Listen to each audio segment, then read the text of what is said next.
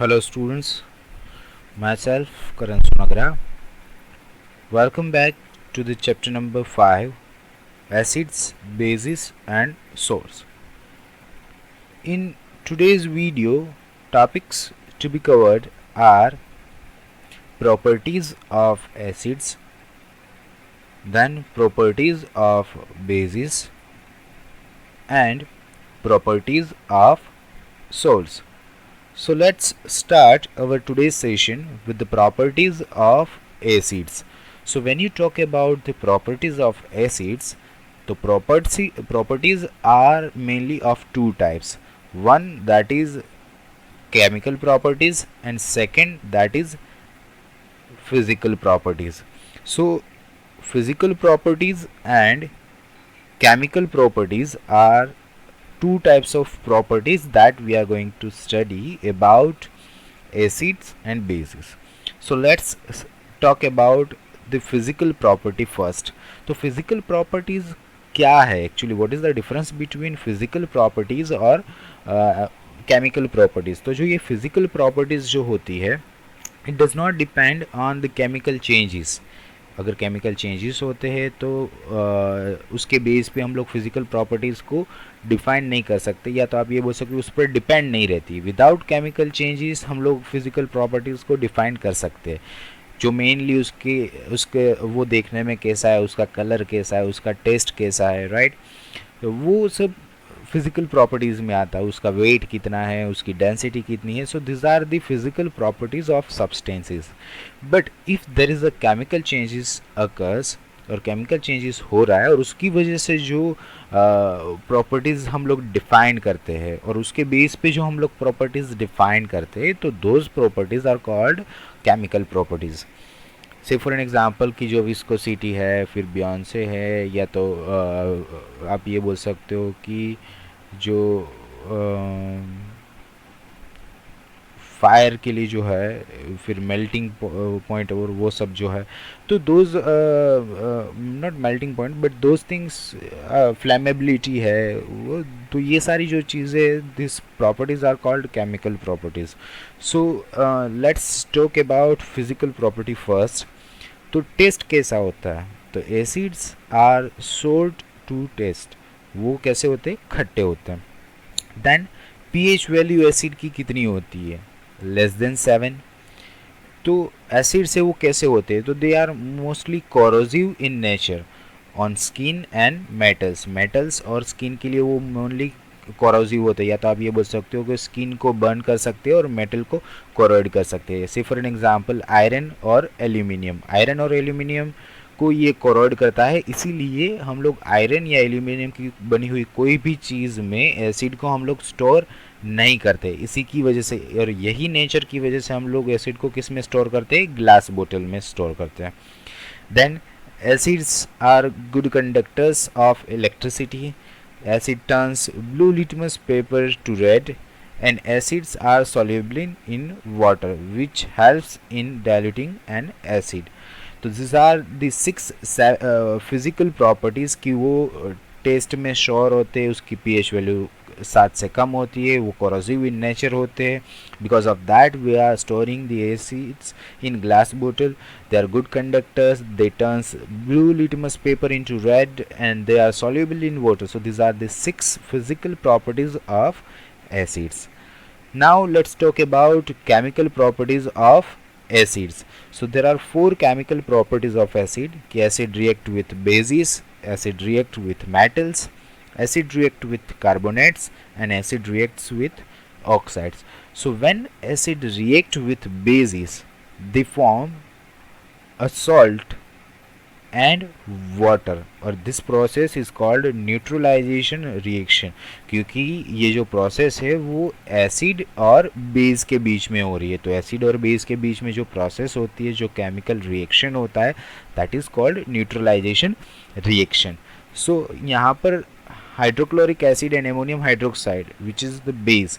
So hydrochloric acid and ammonium hydroxide के बीच में रिएक्शन होके क्या मिलता है हमें, ammonium chloride NH4Cl and H2O. It means when acid reacts with base, it forms salt and water. Second, when acid react with metals, जब acid है वो मेटल के साथ रिएक्ट करता है तो क्या बनता है? So when acid react with metals it forms a neutral metal salt and hydrogen. जब भी मेटल के साथ रिएक्शन होता है तो क्या होता है? एक न्यूट्रल मेटल सॉल्ट प्रोड्यूस होता है और हाइड्रोजन गैस प्रोड्यूस होता है। से फॉर एन एग्जांपल कि हाइड्रोक्लोरिक एसिड और जिंक के बीच में रिएक्शन होकर जिंक क्लोराइड मिलता है और हाइड्रोजन गैस प्रोड्यूस होता है। Similarly hydrochloric acid and sodium के बीच में रिएक्शन होकर सोडियम क्लोराइड मिलता है और हाइड्रोजन गैस प्रोड्यूस होता है। सल्फ्यूरिक एसिड के बीच में और जिंक के बीच में रिएक्शन होके जिंक सल्फेट मिलता है और हाइड्रोजन गैस प्रोड्यूस होता है। So that's how acid react with metal and produce metal salt and hydrogen.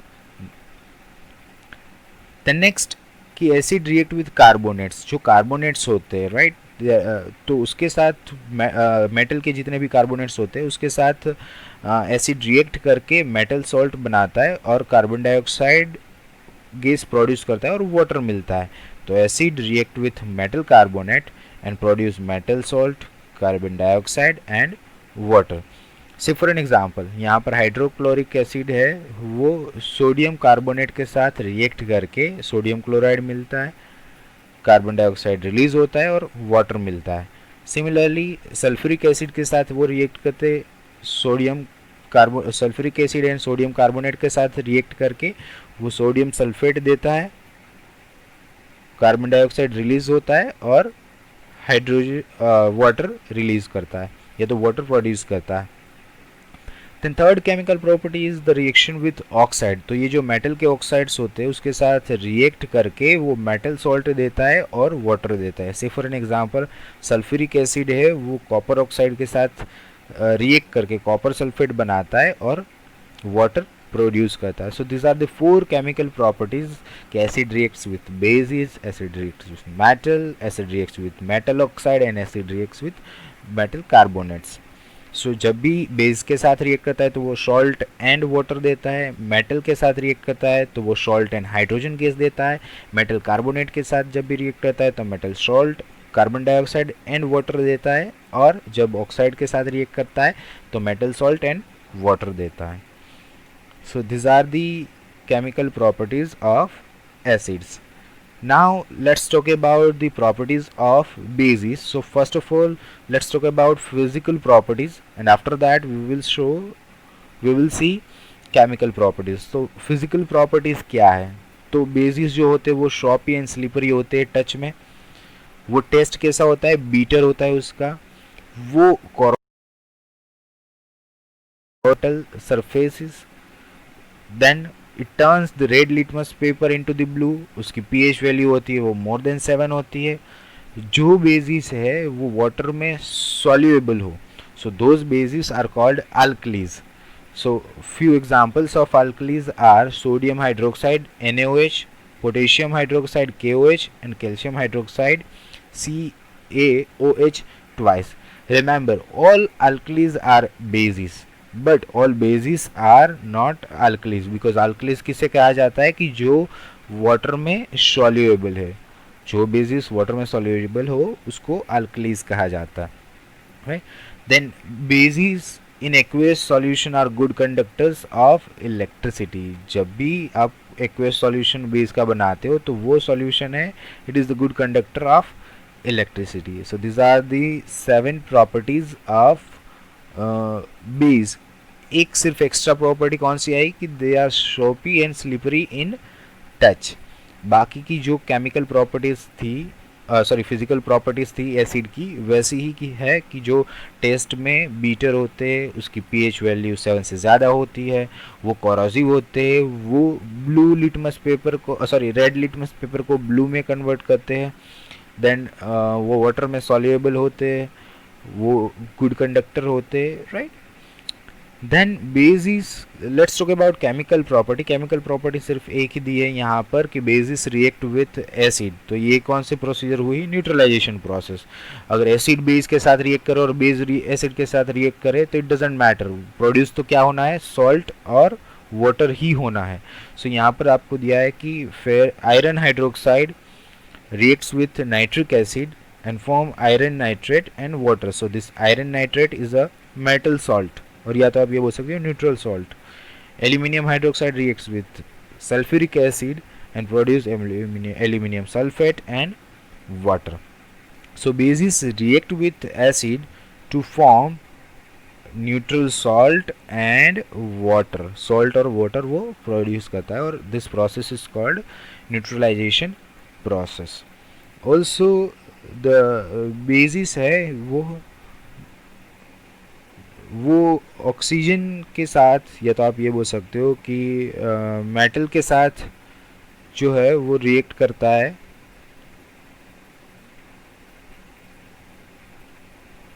और हाइड्रोजन गैस है वो प्रोड्यूस करता है. तो basis also reacts with metal and produce hydrogen gases.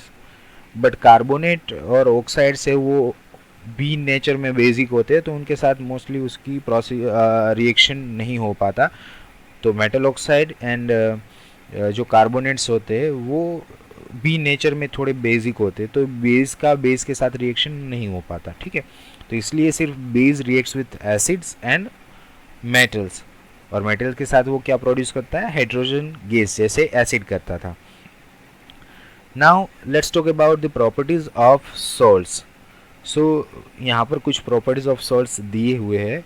Salts वो जनरली कैसे होते हैं, सॉलिड होते हैं, बट कुछ सॉल्ट्स ऐसे भी है जो लिक्विड है at room temperature. Then salts have different colours. Salts के अलग अलग कलर होते हैं. सॉल्ट्स का मतलब ये नहीं होता है कि सिर्फ जो हम लोग खाने में नमक है वो. There are different types of salts, right. Then salts है वो सॉल्यूबल होते हैं in water. Say for an example NaCl, sodium chloride, या तो आप ये बोल सकते हो कि टेबल सॉल्ट जो हम लोग खाने में खाते हैं वो. Then potassium sulphate, aluminium nitrate, aluminium carbonate, this are the soluble in water. While जो ये कॉपर कार्बोनेट है, लेड क्लोराइड है, सिल्वर क्लोराइड है, दे आर इनसॉल्यूबल. कुछ सॉल्यूबल होते हैं और कुछ इनसॉल्यूबल होते हैं. तो this silver chloride, aluminium lead chloride and copper carbonates, these are insoluble, while potassium sulfate, aluminum nitrate, ammonium carbonate and sodium chloride are soluble. Then they are good conductor of electricity in the presence of water. अगर वो water के साथ mix कर दिया है तो वो electricity का, वो सॉल्यूशन इलेक्ट्रिसिटी का कंडक्टर होगा. Then they have high melting point and boiling points. Generally जो सॉल्ट्स होते हैं उसके जो melting point and boiling point होते हैं वो क्या होते हैं, हाई होते हैं. Nature of salt depends on the strength of acid and base. तो जो नेचर होगा सॉल्ट का, एसिडिक होगा या तो बेस होगा, वो स्ट्रेंथ एसिड और बेस की क्या है, कितनी है, उस पर बेस करेगा. अगर स्ट्रॉन्ग एसिड और वीक बेस है तो वो एसिडिक इन नेचर होगा. अगर वीक एसिड और स्ट्रॉन्ग बेस है तो वो बेसिक इन नेचर होगा. अगर दोनों ही एसिड और बेस स्ट्रॉन्ग है और दोनों ही या तो वीक है एसिड और बेस, तो क्या होगा, नेचर में न्यूट्रल होगा, right. So in homework you have to find out the colour of any 5 salts, कि अलग अलग सॉल्ट का कलर कौन सा होगा, that you have to find out. So that's it in this video. I hope you have enjoyed it a lot. Thank you and have a nice day.